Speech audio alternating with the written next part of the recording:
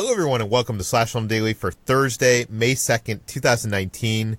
On today's episode, we're going to get into more Avengers Endgame spoiler coverage. This is Slash Film Editor-in-Chief Peter Sciretta, and joining me on today's podcast is Slash Film Weekend Editor, Brad Oman.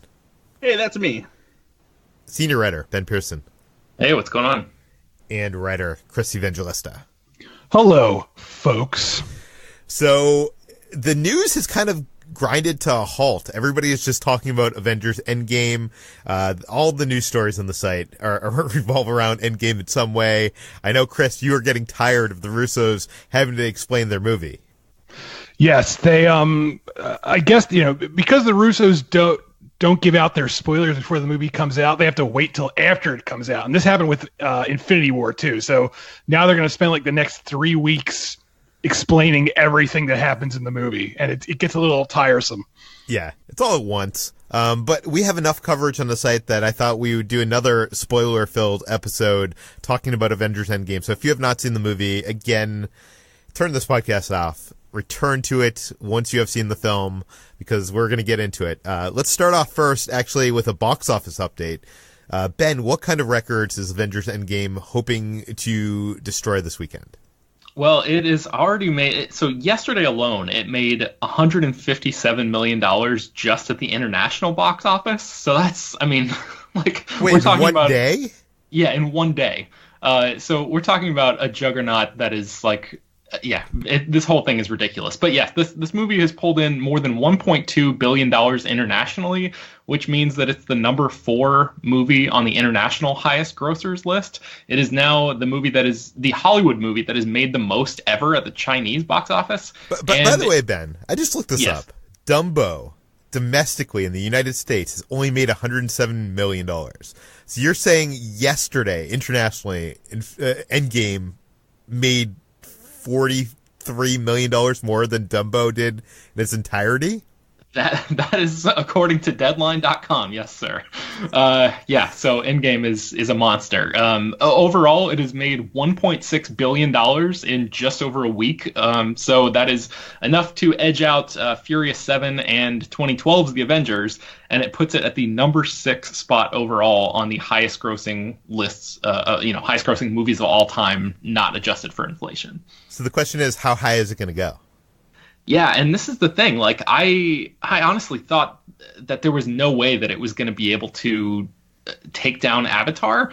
But looking at how much it's made this quickly, like, yes, it could just be front-loaded. But, you were talking on a previous episode about how the ending of Infinity War was one of those things that people wanted to go back and see it over and over again because it was like such a gut punch. And I know that's true because the numbers bear it out. But for me, I wouldn't want to experience that ending in a theater multiple times, but Endgame, with its sort of like rousing conclusion, is something that seems like, it sends you out on such a high note. And I think that feeling that audiences could be chasing, that could be the difference between, just getting the hardcore fans to go back and see it multiple times versus getting casual viewers to go back and see it multiple times. So this thing might actually end up taking down Avatar. I don't know. Yeah. And I don't think it's the gut punch that people went back for Infinity War. I think it was people wanted to see the shock of the people in the theater around them. Do you know what I mean? On they their wanted friends' faces, yeah. Yeah, exactly. And this time I think people, when emotions get involved,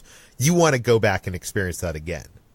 So I feel like, I agree with you. I think on a more mainstream level, more people are probably going back to see this a second and third time. Chris, do you intend to see this movie a second time? I won't see it in theaters, but I will say I definitely would want to watch this again on Blu-ray. Unlike Infinity War, where if I never see Infinity War again, I'll be fine with it. I won't be like, boy, I miss Infinity War. But this movie, I actually would look forward to watching it again at home. I've seen it 3 times now, and I actually want to see it again because I haven't seen it in IMAX, and the Russo brothers like to shoot with the digital IMAX camera so that the full scope of that digital IMAX screen is presented throughout the film. And I have not seen that yet. Brad, did you see it in IMAX? I did. I've seen it in IMAX, I've seen it in 3D, and I've seen it in just regular Dolby 2D. And the IMAX is definitely worth it. It fills the screen and it makes it feel much more epic. I actually found myself when I saw it in just regular 2D and at a normal AMC theater, I was like, why doesn't this feel as like big or epic? And like the obviously the scope of the shots is much more narrow too, and it doesn't feel as epic as it did on an IMAX screen. So if you can see it on an IMAX screen, it's definitely worth it. Yeah. Leading up to this film's release, the trailers were very calculated in what they showed us. They didn't show us much, and actually what they showed us was kind of altered in some ways to go against our expectations. Brad, I know you wrote this whole article for the site dissecting the shots from the trailers and how they changed from the movie. So what are some of the biggest things that you found? Yeah, so I mean, as we saw in Infinity War, there was some manipulation to the trailers that they had done where they included shots that weren't in the movie or had characters removed that they didn't want to show off or in certain scenes. The most famous one being the big shot of Hulk charging into the battle in Wakanda with the rest of the Avengers, even though Bruce Banner never becomes Hulk during that final battle. And the deception when it comes to the Avengers Endgame trailers was even more complex and extensive. The Russo brothers even admitted when the marketing had began that there were definitely shots in the trailers that don't appear the same way in the movie. And a lot of them involve cutting characters like Hulk and Thor out of scenes because their appearance in this movie was something that they wanted to save for people to experience in theaters. Since we've seen the movie, we know Bruce Banner becomes this smart version of Hulk, Professor Hulk, as he's called. And so they didn't want to show that Hulk had kind of been normalized and it wasn't this big, angry monster all the time. And then, of course, Thor, in his state of depression and fear of Thanos, gains a lot of weight and becomes a drunk. And they didn't want to show that either because that moment when you see him is also kind of surprising and jarring. So there's like shots of where when Rocket Raccoon enters the cabin that Thor is staying in, the Hulk is actually peeking out from behind him in that shot, but he's completely removed in that version of the trailer. One of the other big ones they did is the scene that I heard a lot of people talking about and liking in the Endgame trailer was when Tony Stark and Steve Rogers are standing in the middle of New York, and Tony asks him, he's like, "Do you trust me?" And Steve Rogers is like, "Yeah, I do." And they shake hands. But the Captain America suit that Chris Evans is wearing in that shot in the trailer is his black rogue Captain America suit. But in that scene in the movie, he's wearing the suit that he wore in 2012's Avengers, the brighter colored one. So they did some serious visual effects manipulation to avoid giving away certain details in this movie. Yeah, no, they were very good at all this, and you can check out, I would definitely go to Brad's article. I'll link it in the show notes. Check it out. You can see you did extensive coverage of this, so I think people will want to read this. Let's move on and let's talk about the Infinity Stones, because people have questions, Chris, and they want to know, in this movie, the Ancient One explains that the Infinity Stones are what create time. It creates the line of time, and when we remove Infinity Stones from the timeline, it creates this branching timeline that could be destructive to our universe. So the question is, Thanos destroys the Infinity Stone, so wouldn't that mean put time in our universe in some kind of crazy, I don't know, not in a straight motion? It would be going crazy, right? Yes, but so here's the answer. If you pay close attention to that scene, you'll realize that Thanos technically doesn't say he destroyed the Infinity Stones. He says he reduced them to atoms, and that sounds like a cheat. But during a Q&A, the Russo brothers were asked about this specific question, and they said, this is the sort of thing they actually obsess over in the writer's room, where, they realize, they come up with a plot point, which is, Thanos destroys the stones, and they realize, later in the film, we say the stones are essential to the flow of time. So then they have to go back and sort of alter things. So instead of saying, I destroy the stones, he says, I reduce them to atoms, which makes it sound like, they still exist in particle form. So they're still out there somewhere in, the ether, but they're not solid. So it's kind of a cheat, but it works on, a nerdy sort of level, if you will. Yeah. The other thing I'm wondering, do you imagine that Captain America had to go back and actually inject Natalie Portman's character with the ether? I guess I don't. I'd like to think they. I'm glad they didn't show that because it would just be very awkward, and I think that's kind of the reason they didn't even bother to focus on that. Because not only does he have to inject Natalie Portman, he also has to give, I guess, Red Skull that stone back, and Red Skull is, of course, his old enemy. So it was probably very awkward for Cap to do all those things, and that's why they left it off screen. Yeah. And we were talking in our other spoiler episode about how the time travel works in this universe. And I think it's actually kind of weird because the movie does with what little explanation it gives you, it does explain most of it. But, even after writing this article, I'm getting tons of replies from people that seem to clearly not understand or have read my article. I don't know, like people don't seem to understand the basic rule that you can't change the past. But one thing people are wondering is, old Steve Rogers. That is the thing that seems to, there can be some explanations for. I have come up with an explanation, but I'm wondering, what do the Russo brothers have to say about why his appearance in this prime timeline? Why does this not break the universe, Brad?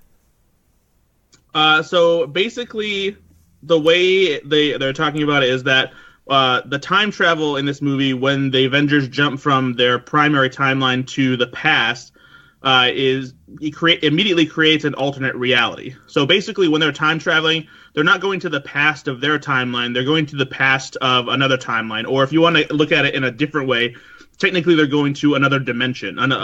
Kind of like how the Marvel Comics universe has different versions of Earth and different versions of the Marvel Comics universe where there are different versions of the same superhero. This is kind of what's happening here. So they're going into a different By the way, Doctor Strange has teed this up in the last movie by saying he saw, that 1 million whatever outcomes. Like, all those dimensions exist. Yeah, exactly. When Captain America goes back to the past, it's a different reality. He's not disrupting what happens in the present because what happens in the past doesn't change the future. It only changes what happens in that timeline, basically. So that it creates a whole different timeline. So when it comes to Captain America coming back to that primary timeline, basically he has to jump to the primary timeline. So he's not living in the primary timeline. He actually did travel back from that timeline to the primary timeline. Yeah, that's what I speculated in my article. And I know the Russo brothers have also tried to explain some of the other paradox-related things. Chris, you wrote up an article about this. Is there anything we need to know here? There's a few things. Also, I should add that for some reason the source on this story only mentioned Joe Russo, so I don't know where his other brother was, but it was only Joe answering these questions specifically. But I recommend everyone reads the article on /1.com because I don't want to go into every single thing, but some of the paradoxes or things that some people might consider quote unquote plot holes. One of them that came up was, why didn't they use the time stone to save Iron Man, from dying at the end? First of all, I just want to add that, him dying is essential to the plot. Like, I think too many people are thinking outside of the realm of storytelling, and it's good storytelling for him to die, and that's why he dies. But if you want to get technical about it, Joe Russo was saying, that's just how it had to play out because of the 14 million possibilities that Doctor Strange saw, the only one that works out is the one where Iron Man sacrifices himself. So there's that. Some other things people have wondered, if 5 years have passed when everyone who got snapped comes back, how come when Peter Parker ends up at school again, he sees Ned and Ned hasn't aged and Ned is still in high school? This is one of those things that probably you should be able to use deduction to figure out, but just in case you can't, Joe Russo says that it's because Ned also got snapped, and that's, like I said, that it's like common sense, but if you need this stuff spelled out for you, Joe Russo is happy to do it for you. I will say from a storytelling point of view, it is a little confusing because that hug.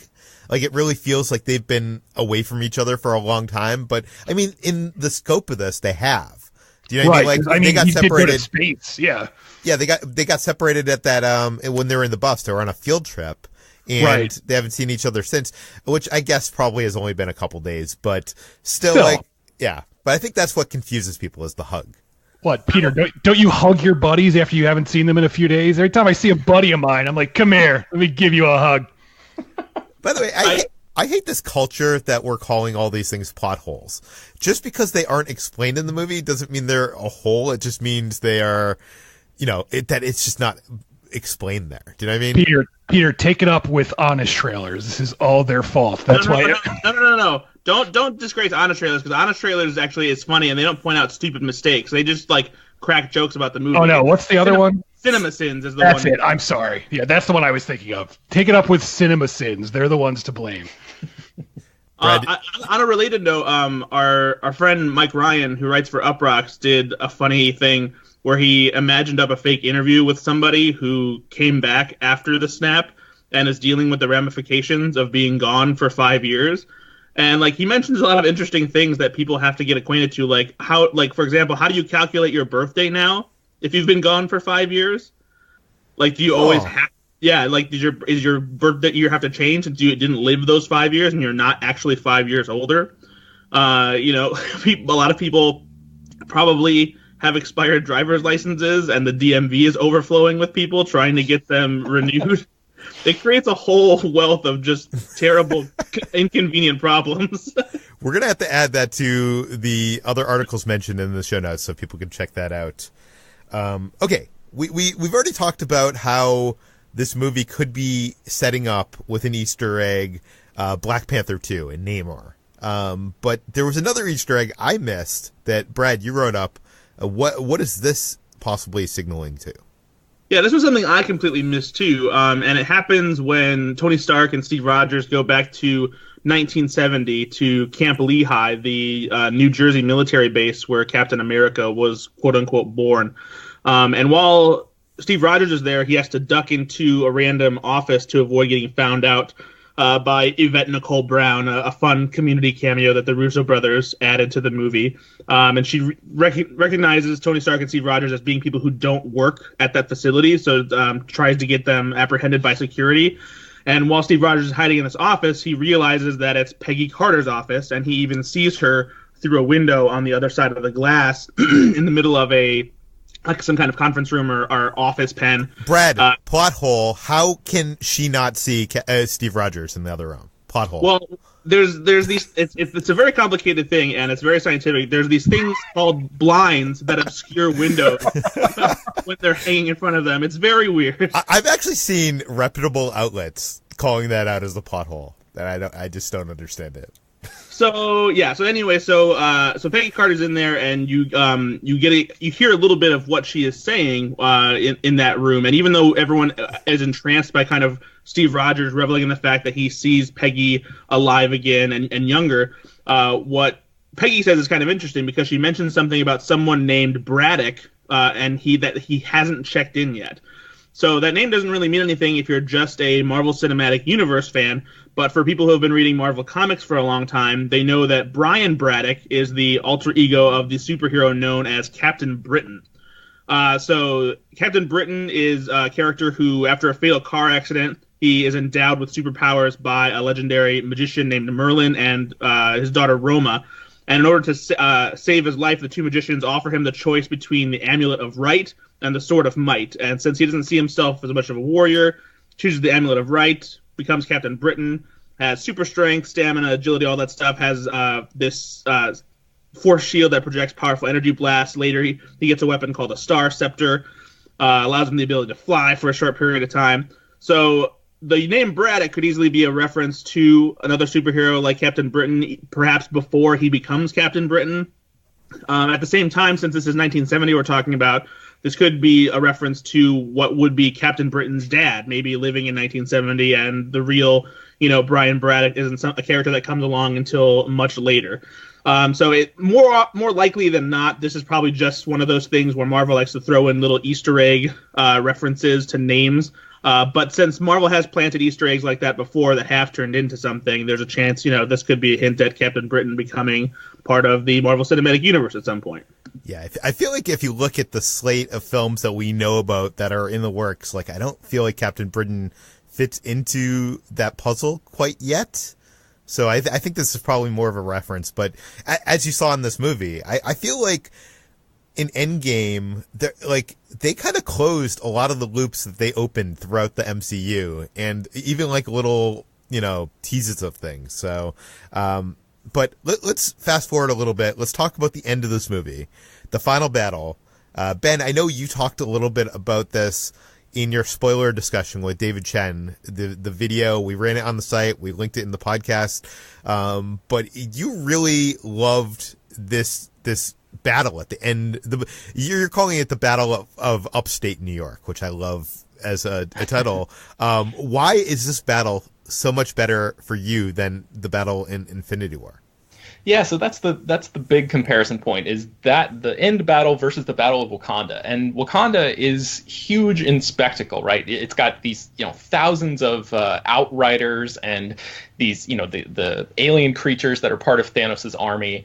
But for me, that movie just, especially in that final battle sequence in Infinity War, it sort of rang hollow because we don't have an emotional connection to any of those creatures, and you sort of get the sense like, okay, there's no way that Captain America or Thor or any of these major MCU characters is just going to get killed by one of these faceless creatures. So for me, it's just sort of a sense of like they're like running out the clock or like checking a battle box because they kind of have to, because it's a huge event movie like this. But where Endgame really gets us right, I think, and I said it before, I'm not sure if they like learned a lesson from Infinity War or if it's just an entirely different approach that they decided to take this time. But the Battle of Upstate New York is so great because you see Thanos' army, you see him, like, there's that, so it begins with Captain America, his shield's been shattered, he's like standing there all alone, and he's like facing down Thanos and his entire army all by himself, and then obviously the portals open, and he sort of gets the backup that he needs,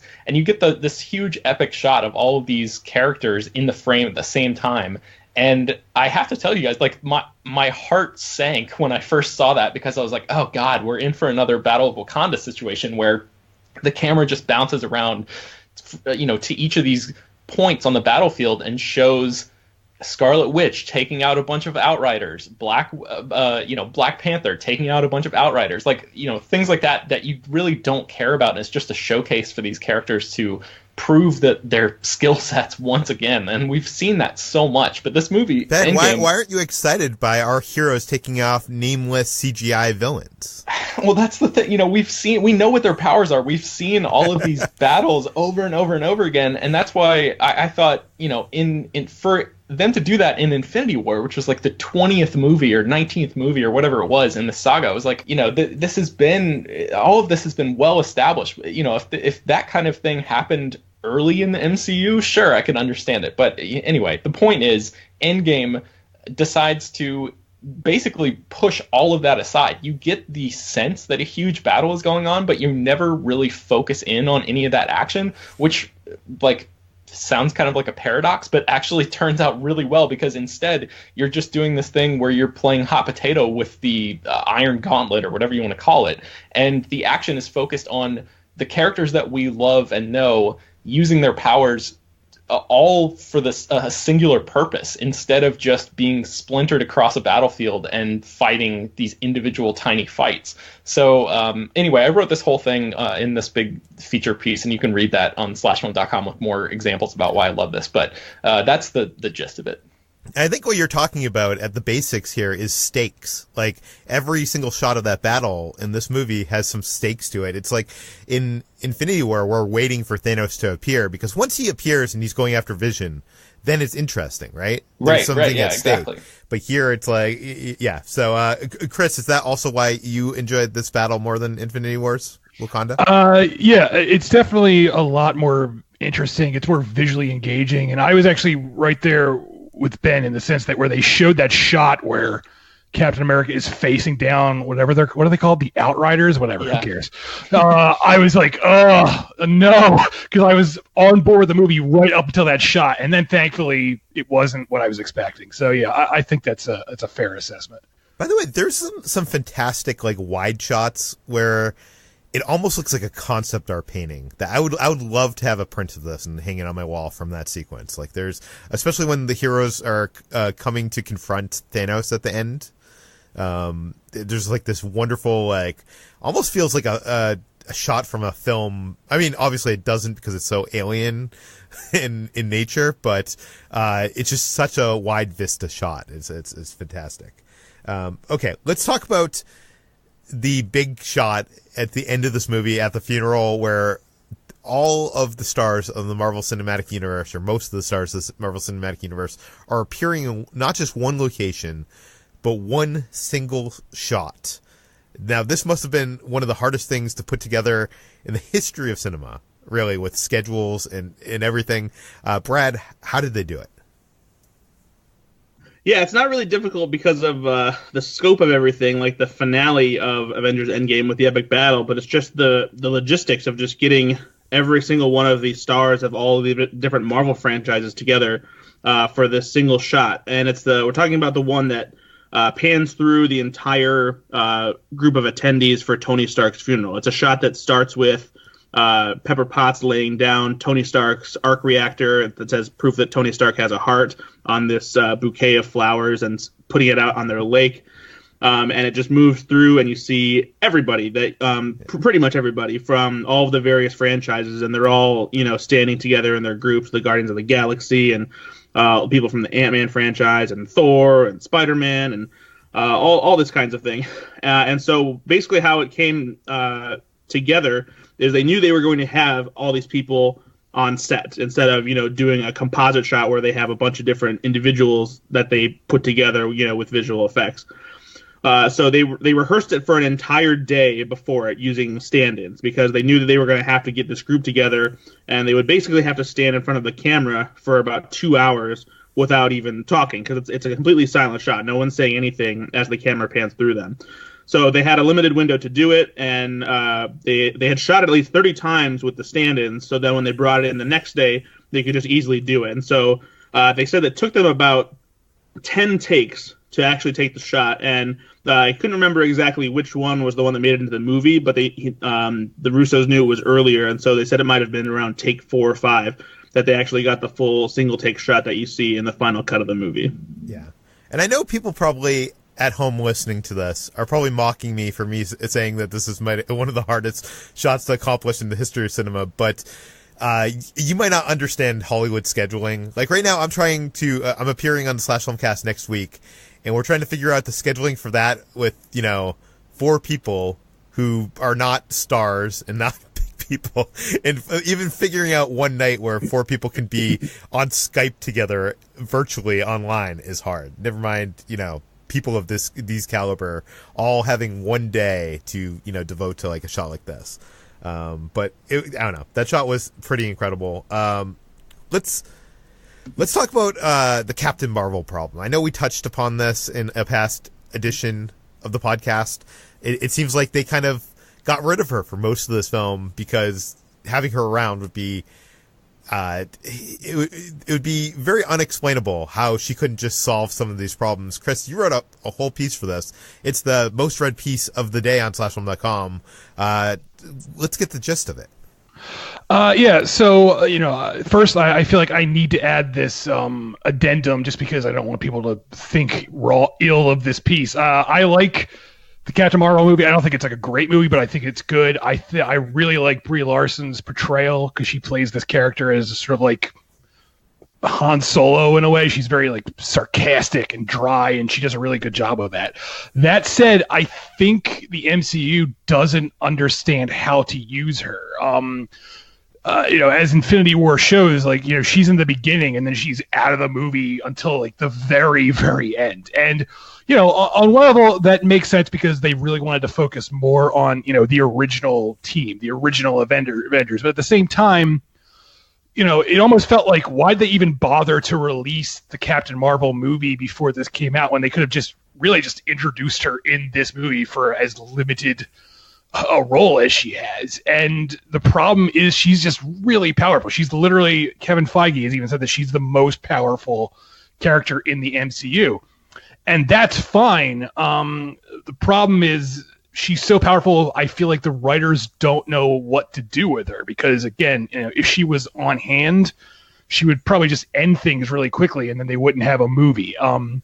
But I feel like there has to be a middle ground here. There has to be a way you can keep her in the movie without downgrading her. Like, I don't think the answer should be like take away her powers. I feel like there just should be a better screenplay, really, is the answer. The answer is they need to find a way to find that balance where, Captain Marvel, Carol Danvers can be around, but also she doesn't end the story before it gets geared up. I don't really have a solution there because I don't write movies for a living, so someone else is going to have to come up with it. But, there has to be some sort of way. If they could figure out a way to make several Superman movies, and even like Thor, they found a way to make Thor work, and he's pretty powerful. There has to be a way to make Carol work in the cinematic universe. In fairness, she's just been introduced. Hopefully, films going forward, they'll find better ways to use her. But I really think at this moment in time, they're unsure of how to use this character to her full potential. Yeah. Well, Captain Marvel, the movie itself was smart because it limited her until the end of the movie. We didn't get to see her full of potential until the very end of the movie. In this movie, she has her full potential, but she goes away. I remember at the Captain Marvel junket, I asked Kevin Feige about this because a lot of my friends say, in video games, there's a whole thing of being like overpowered and power creep. And she seems like she's overpowered in this MCU. And when I brought that up, Feige said that you will see in the upcoming films that they're going to start to introduce her limitations. And I'm not sure what that means. I'm not sure if that means that the character has some kind of kryptonite in, Superman terms, or if, her cockiness is going to get in the way of her. Do you know what I mean? Like, but it seems like we've yet to see what is going to hold this back. And I think they're going to have to explore that, Chris. I think they're going to have to find something to limit her power. I mean, maybe she only has a certain burst of power. Do you know what I mean? Like, maybe she can only use that power and then it like weakens her or something. I don't know. They haven't really told us how she works.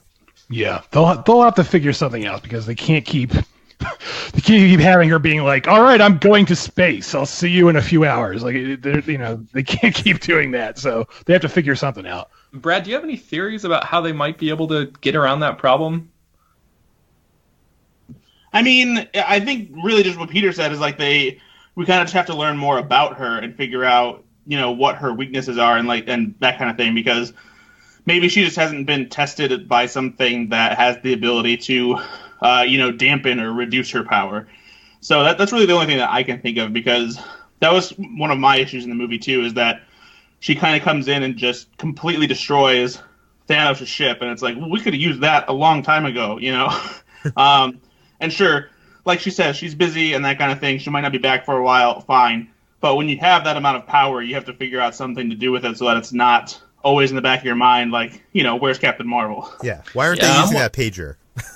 Yeah. I'm just wondering if like future movies will send her off, will be so universe focused that, she'll encounter other obstacles where comparatively her power isn't as overmatched as it seems to be, with everybody on Earth. Or maybe if she stays earthbound or thereabouts, maybe they'll introduce some sort of like moral component to it. Like, she can't use her powers, the full extent of her powers, or else people die or something, like there's some sort of radiation or something that comes off of it. So she has like a moral, like a conundrum that she has to just, it's sort of like, there's some kind of consequences. Yeah. Every time she uses her superpowers, a child gets punched in the gut. Yeah, one of those many millions of branching universes it gets destroyed. I don't know. I know in the comic books there really isn't any limitations on her, as far as I know, and so we're gonna have to see what they do with her in the MCU. It'll be interesting. I think Ben, you're right. I think once she gets into the galactic side of things, we're gonna see her encounter things that basically could just smash Earth like a bug. and it's going to put her on, even fighting level with those things. But there has to be a reason why these Avengers aren't using that pager every time Earth gets attacked by aliens. Do you know what I mean?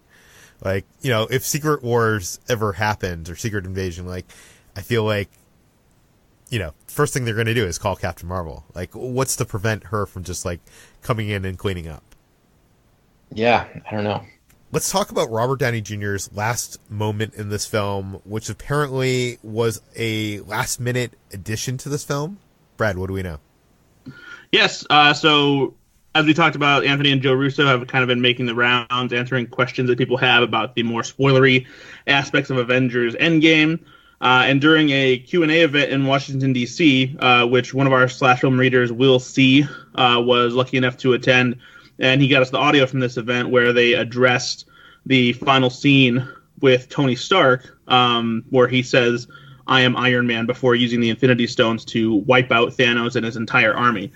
Interestingly enough, that scene was the final scene that Anthony and Joe Russo shot as directors for Marvel Studios for the time being. And it was also the final shot that was turned in by the visual effects department. And that's mostly because it was a shot that was done very late in the game during the planned reshoots that happened this past January. And it came about because while they were in the editing room getting the final battle together, they didn't have anything good for Robert Downey Jr. to say after Thanos says, "I am inevitable." Originally in the script, apparently he didn't say anything. He just showed that he had the stone, snapped his fingers, and that was that. But while they were trying to figure it out, and after trying a bunch of different iterations of various last lines that they thought maybe they could use, their editor, Jeff Ford, who worked on all of the Russo's Marvel movies with them, made the suggestion. He's like, "Well, why don't you just go full circle and have him say, 'I am Iron Man'?" And then they were like, "Get the cameras, we have to shoot this immediately." And that's great because that moment is huge. Not only is it very typical of Tony Stark to have something snarky to say back to whoever is giving him shit, but it is the perfect circle because all of this started with Iron Man back in 2008, and Robert Downey Jr. famously as Tony Stark taking credit for it and just being that superhero and flat out saying, "I am Iron Man." And so to have him say that right before he ends his arc in the Marvel Cinematic Universe, it is the perfect moment. It's so perfect it almost seems ridiculous that they did not see it. Do you know what I mean? Yeah. Like that it originally wasn't in the script. Exactly. Like, why wouldn't you have thought of that? I thought the entire thing was reverse engineered. Like, I thought they would have had to go back in and add Thanos' line where he says, "I am inevitable," because that's kind of a stupid line to just say anyway. And I thought it was like purposeful setup for the "I am Iron Man" line later. It's so weird to hear that it was the reverse of that. Wait, did they say that the I am inevitable line was in there originally? No, they didn't say that. So to be fair, there's a chance that they brought back the "I am inevitable" line as well to make that moment work. Okay.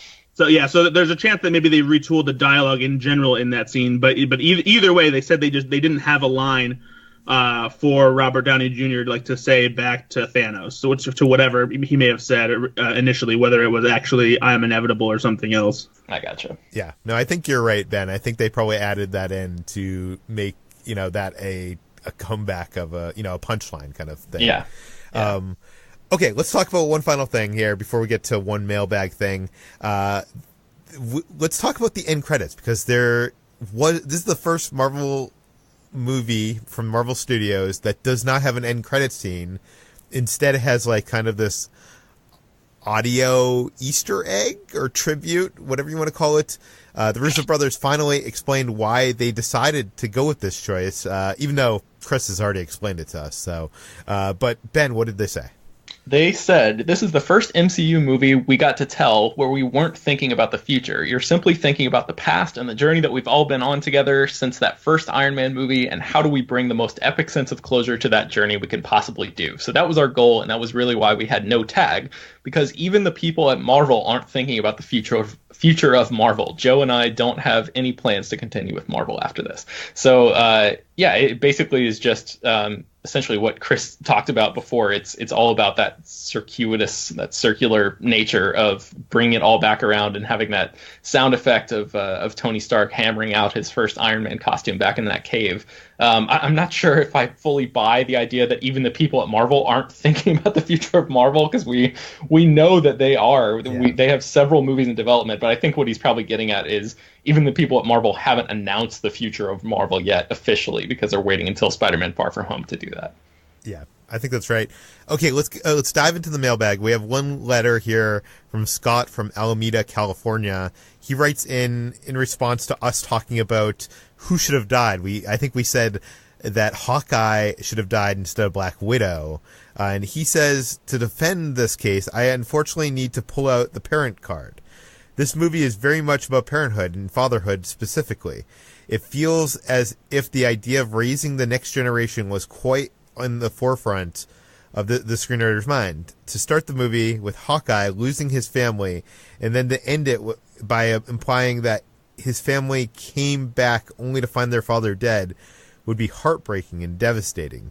It would be downright cruel. Having Tony die, leaving Morgan fatherless, brought me to absolute tears. But in that case, the sacrifice matched the character arc. Black Widow, while I agree a better character, needed to sacrifice herself in order to give Clint his family back and allow him the chance to be a father. As a parent myself, I completely agree that Natasha's decision and understood the sacrifice made in order to allow someone like Clint to have more time with their children. So I wanted to hear what you guys think of this. And by the way, first of all, none of us have children. That's actually, I think, why some people are upset about it, because this kind of goes back to the problem people had with Black Widow's arc in as it continued in Avengers: Age of Ultron, because they made it seem like because she didn't have the ability to have kids because of what the assassin group that she was with forced her, to be unable to have children, that her life didn't have as much worth because she couldn't be a mother. And so to say that it makes more sense for Hawkeye to live because he has a family is really unfair to Black Widow, because her life isn't worth less because she can't be a mother. It's if anything, it would be as equally as important, because she's giving up her life for what has become her family because she doesn't have kids. I think that's what lessens the blow a little bit for people who don't like what they did with Black Widow in that regard. So I feel like it's a little bit short-sighted to say, well, Hawkeye needed to live because he has a family, and Black Widow can die because she doesn't have worth because she doesn't have one.